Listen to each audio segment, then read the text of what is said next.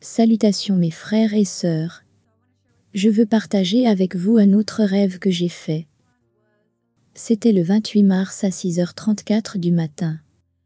Je vais faire cette vidéo aussi rapidement que possible, parce que je vis en Californie, à Tracy en Californie pour être exact.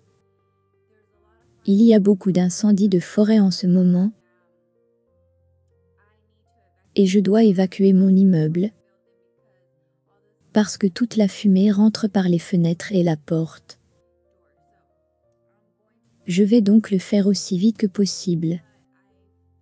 Mais je sens que je dois faire passer ce message pour vous.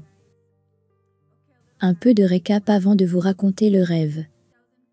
En 2014, je me suis fait baptiser.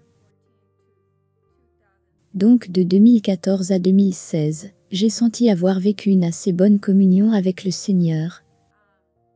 J'ai beaucoup appris, et en 2016, j'ai eu mon premier enfant.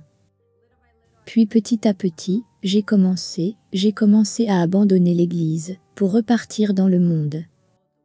La beuverie, faire la fête, les clubs, toutes ces choses, vous connaissez, ont pris le dessus sur ma vie. Ou même parfois le même jour, j'allais à l'église le dimanche, et la même nuit, j'allais boire. C'était assez mauvais, j'avais un très mauvais problème d'alcool. Presque tous les jours, tu me trouveras en train de boire, mais c'est du passé. Donc le 28 mars à 6h34 du matin, dans mon rêve, il y avait un individu qui venait juste de mourir. Et j'étais là, juste en train de regarder son corps. Et ce que je voyais, le gars devant moi, avait l'apparence d'un Samoin, un individu grand et bâti. Quand je l'ai vu se lever, ce n'était pas sa personne corporelle qui s'était levée. Je veux dire son corps. C'était son esprit qui est sorti de lui. Et donc je pouvais voir ça. Et alors qu'il se levait, il m'a regardé. Et nous étions là, attendons quelque chose. Je ne sais pas. Nous attendions que quelque chose apparaisse. Finalement j'ai vu une lumière brillante apparaître. Juste comme la lumière, comme flashant devant nous. Et le flash, la lumière, finalement est devenu un homme, qui était Jésus. Et Jésus a ouvert un tunnel. Au travers de son cœur, de sa poitrine, Jésus a ouvert un tunnel.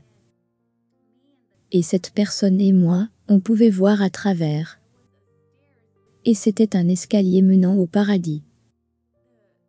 Et le gars a demandé au maître s'il pouvait venir. Et donc j'ai demandé à Jésus, est-ce que je peux venir? Je savais que c'était au paradis. Que Jésus allait prendre cet homme pour le paradis. Et puis Jésus m'a regardé, et il a dit, va-t'en, demi-tour. Et je suis entré dans une peur, parce que j'ai entendu la voix de Dieu, en colère. Je savais qu'il était en colère contre moi. J'ai vu Jésus, pas comme je le vois habituellement. Parce que j'ai vu Jésus plusieurs fois dans mes rêves. Mais cette fois c'était différent. Ses cheveux étaient comme les miens, mais super crépus. Et il avait une robe blanche, avec une toge rouge, quelque chose juste au travers. Et puis je me souviens qu'il allait et venait devant l'escalier. Et il ne me permettait tout simplement pas de monter les marches de ces escaliers. Et finalement il a appelé le nom d'un ange. Et il a dit quelque chose, comme vous imaginez, son nom. Mais je ne me souviens pas de son nom. Et puis l'ange est apparu, donc maintenant ma concentration s'est dirigée sur l'ange. Et l'ange est apparu derrière un building de Las Vegas. Je vais le mettre ici. Donc il était derrière ce building, ce château. Et il était de loin plus grand que ce château. Et il a dit, le Seigneur veut que je te dise quelque chose. Arrête de chercher le bonheur ailleurs, et cherche le bonheur en lui.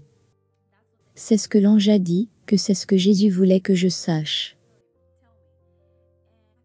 Et après qu'il m'ait dit cela, dans une écriture dorée, il m'a montré, Proverbe 16 verset 6.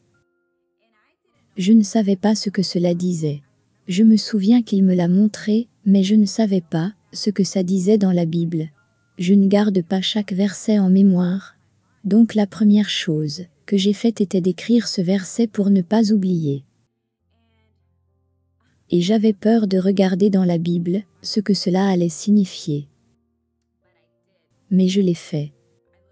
J'ai regardé, et voilà ce que ça dit. Proverbe 16 verset 6.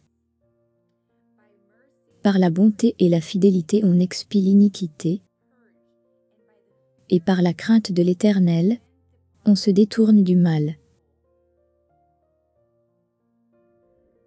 Donc si vous ne comprenez pas ce que je viens juste de lire, l'iniquité signifie comportement injuste, et expier signifie enlever.